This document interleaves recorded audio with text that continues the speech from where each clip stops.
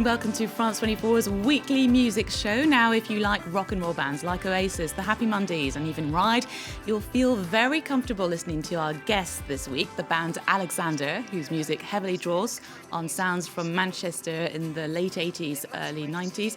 And I just remembered the trio are actually a mixture of French and English and live just outside Paris. So Nicolas, Stephen and Nick, thank you very much for joining us on the France 24 show. Now, first question, your band name is ALEXANDR, yet none of you are called Alexander. What's the deal with that?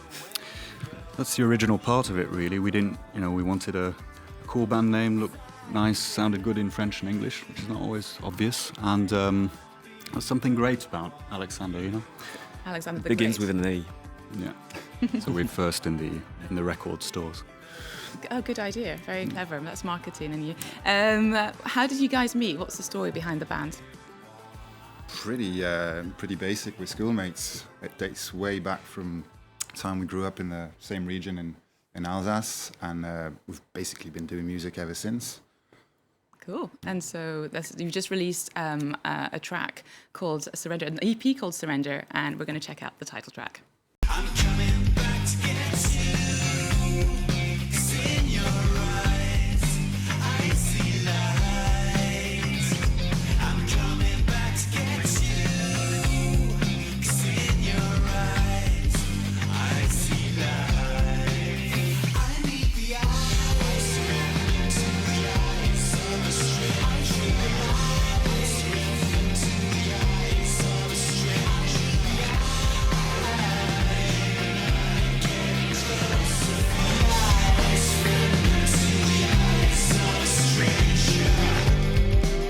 That was Surrender by ALEXANDR, who are here. Now, your new EP had a little trip to the Motorbass studio, which is famously renowned to be Philippe Zdar, one half of Cassius's studios, all analog. How did that come about?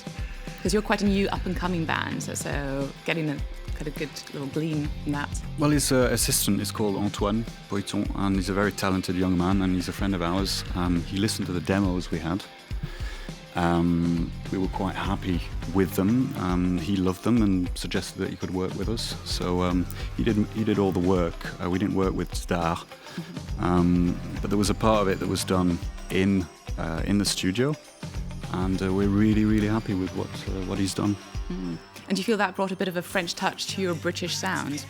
I think certainly Antoine, the way he works about the technique he uses is definitely infused with that type of vibe, and some of the production techniques he used we had no idea even existed, and obviously there's loads of nice toys lying around which we made full use of. So I guess in a way you're right. Yeah, it's funny that because actually when we go to the UK or people from the UK hear our music, they highlight that as an attribute to our music, that it sounds French.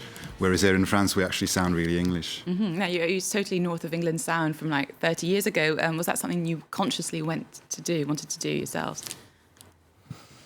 Yeah, most definitely. It's the stuff we listen to, really. So it was quite natural. 30, 20 years ago. I mean, we listened to a lot of music that comes, from the 60s to recent music. There's a British sound because that's the stuff we listen to, although we listen to a couple of French things.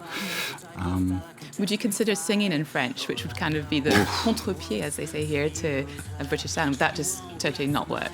A couple of years ago, I would have probably said, We have demos in French, but it's only for us. For your ears only. I think the only thing you could do in English would be to make a cover, for example, of Serge Gainsbourg, for example.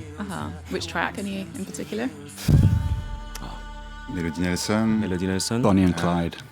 Probably if you start writing in French, you need to make your lyrics sound really clever, and proper poetry is required. Is that not the case in English? Well, it's not to undermine the quality of the English language or our lyrics, but we're more in the pop sort of framework where it just has to sound nice and cool and a bit enigmatic, Beatles, Oasis style of lyrics, And so you've toured France and the UK. What kind of reception do you get in both countries? How do they differ? Well, Nick was saying before in England, and this is something about growing up with two cultures. In France, we feel very English. And when we go over to England, with a little Frenchies. I agree. Yeah. And you have this French chic about you, and they don't understand why we have the same accents as them. Whereas, you know, we grew up around Strasbourg and Paris, and the reception is really interesting in England. It's completely different. The English are a bit more rowdy at gigs, which is nice. The sound is always much louder in England, which is nice. They don't seem to have the same problems as... Sound engineer basically tells you to put your amp louder on stage. Which whereas- never happens in France. It's always the other way around. Turn it down, turn it down. But yeah, it's... And your first EP that you ever released was in 2016. It's the year Brexit happened. Coincidence? No. But how do you feel as, you know, multinational, binational people? How does that affect you? And also as musicians, because that's going to impact touring necessarily. Well, yeah, after Brexit, we went on a pub crawl and came out with an album, well, an EP. Now, more seriously, just think it's a bit tragic, the way it's dragging along, and the fact that no one's really pleased with the situation. And we, as Stephen said, we grew up moving between France and England, going visiting our family. That aspect, that mobility, I hope is something no one will lose in the UK or in Europe. Well, I hope you both have all your passports sorted. We do. We're done, yeah. We do. Yeah. That's very good. How about we check out some new music that's been released this week? We're going to start off with an international superstar who claims he likes to start the day with a coffee and a croissant and is partial to hot dogs. Yes, I've been doing my research. Celine Dion is back. The Canadian is releasing Courage, her 12th English language studio album. Now, remember, she also has 15 French ones, and she's been rebuilding herself since the death of her husband and long-term manager René in 2016. For this new offering, the 51-year-old has called upon a crew of producers, including France's David Guetta, and called upon songwriters like Love and Sia. Let's just check out one of her tracks, Imperfections. Give it up now. Give it up, I ain't gonna save you. Give it up now. 'Cause I got my own imperfections. I got my own imperfections. I got my own imperfections. Yeah, I got my own. I got my own. A class on removing your makeup there by Celine Dion, who has embarked on a massive world tour, which will stop off in Paris for 6 dates at the end of June, as well as the festival Les Vieilles Charrues.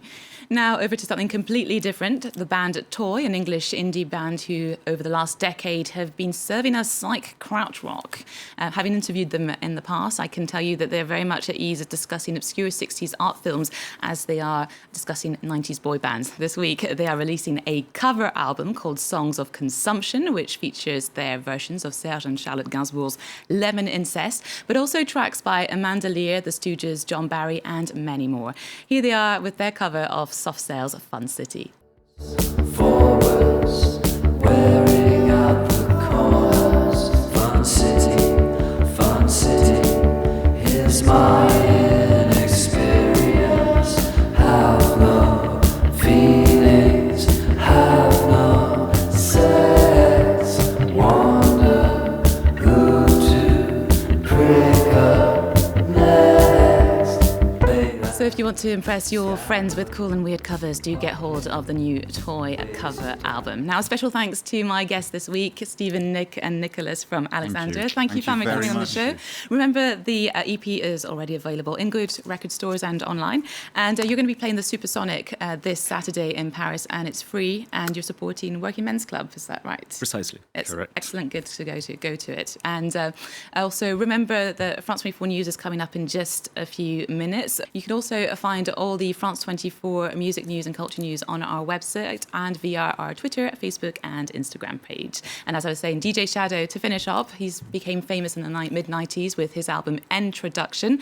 The American Producers is back this week with a 6th offering entitled Our Pathetic Age, which he says is actually full of hope. It features collaborations with Run the Jewel, Nas and Rec One, and in the case of this track, De La Soul, it's called Rocket Fuel.